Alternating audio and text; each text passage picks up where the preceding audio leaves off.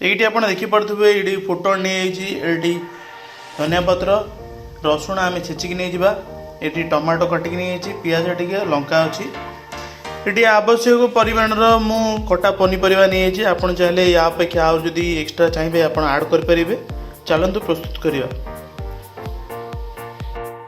ଏବେ ଦେଖନ୍ତୁ ମୁଁ ପାଣିଟା ଗରମ କରିଦେଇଥିଲି। ପାଣିଟା ଗରମ ହେବା ପରେ ମୁଁ ଗୋଟେ ଚାମଚ ଏଇଠି ଲୁଣ ପକାଇ ଦେଇଛି, ହଳଦୀ ମୁଁ ହାଫ ଚାମଚ ନେଇଯାଇଛି। ଏବେ କ'ଣ କରିବା, ଯେଉଁ ପରିବା ନେଇଥିଲେ ତାକୁ ଆମେ ପକାଇକି ସିଝେଇବା।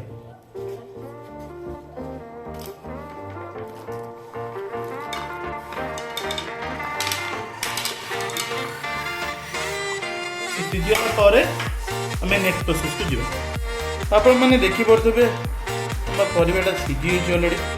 ଏବେ କ'ଣ କରିବା, ଟମାଟୋ କାଟିଥିଲି ତାକୁ ନେଇଯିବି। ଦେଶୀ ପିଆଜ ନେଇଥିଲି ମୁଁ, ଛୋଟ ପିଆଜ ଆପଣ ଦେଖିଦେବେ, ଖାଇବାକୁ ଭାରି ଟେଷ୍ଟି ଲାଗେ। ତାକୁ ନେଇଯିବି। ଆଉ ନର୍ମାଲ ପିଆଜ ଥିଲା।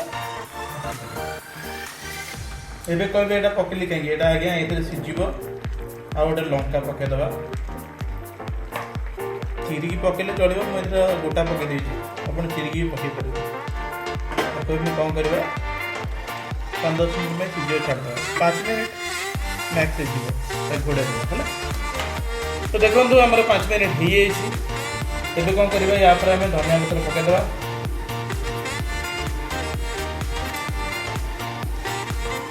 ତାକୁ କାଢ଼ିଦେବା, देन मैं छुंक प्रस्तुत करवा।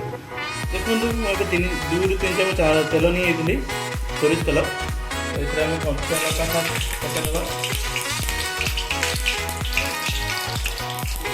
पकईदेवा।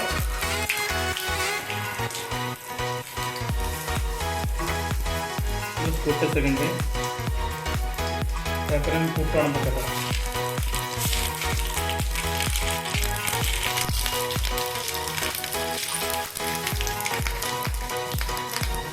कौन करवा, रसुण सीधा पकाइदेवा।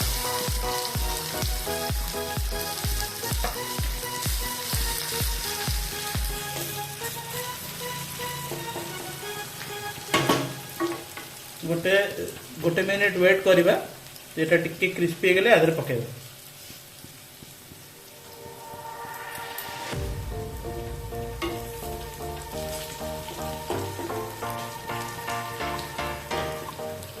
ଏବେ ହେଇଯାଇଛି, ଆମେ କ'ଣ କରିବା, ପନିପରିବା ପରିବା ନେଇ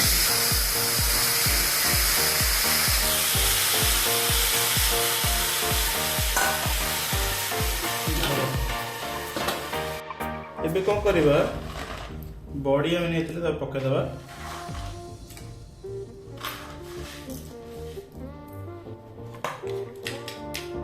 ତାକୁ 5 ମିନିଟ୍ ପରେ କାଢ଼ିକି ଦେଖିବା କେମିତି ହେଇଛି। आपण मैंने देखिपे सतुला फाइनाली केमी देखा खावा भी आज्ञा भारी टेस्टी, बहुत हेल्दी भी। तो एमती भाया या करूँ, घरे खातु। मुझे रही नमस्कार, मुझे पुणी देखा आउट नहीं बढ़िया। जय जगन्नाथ।